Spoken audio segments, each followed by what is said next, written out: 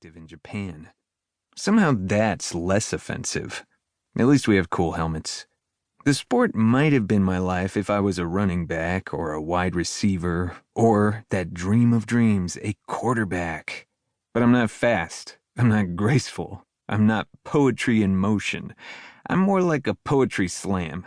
You could say I'm sturdy, not fat, but solid, like an oak. It's part of what makes me a fantastic defensive tackle. Tackles and linebackers, we do the dirty work and get no glory, but we're always the reason for victories and losses. See, the quarterback is like the lead singer of a band whose head swells so big he goes solo and demands only blue M&Ms in his dressing room. The running backs and wide receivers, they're guitar and bass. But the linemen? We're the rhythm. The drummers who hold the beat but are always in the background. That's okay, though. I was never in it for the attention. I loved the raw energy of it. I loved the way it felt to smash through an offensive line. And I loved the feel and the sound of crashing helmets. Remember that because it's going to come back. I was known for my tackles, my hits. Rarely were there flags on my tackles, and I prided myself on that. I did it right, and I did it well. To the best of my knowledge, I never caused a concussion, but I bruised and got bruised. Sometimes pretty badly, but I never complained. Walk it off was our family motto. Enjoy it now, my father once told me, because it's over sooner than you think. My dad also played high school football. He was counting on a college scholarship, but never got one. Instead, he went to work for my uncle, managing auto parts distribution. He walked it off. Between that and what Mom earned as a nutritionist, we scraped by okay. Thank God for fast food. It drove people to my mom like a cattle chute. That's how things were. It's what doctors call baseline, the reading by which everything else is measured.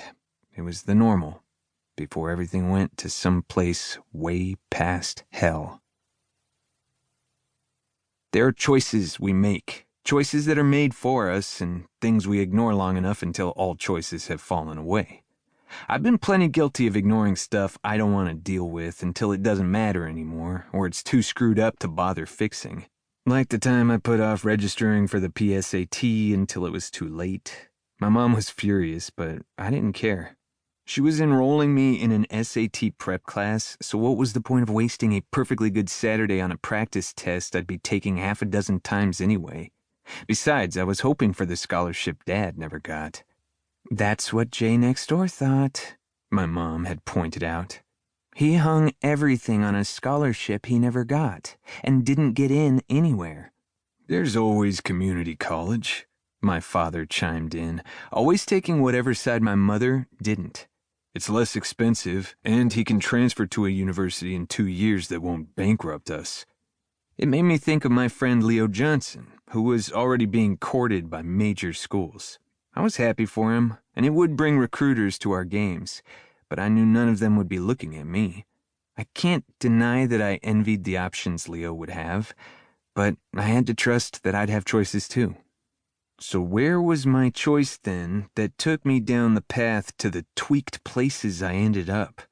It couldn't have been the choice to play ball that day. I mean, who in their right mind chooses not to play their sport without a good reason, such as death or dismemberment?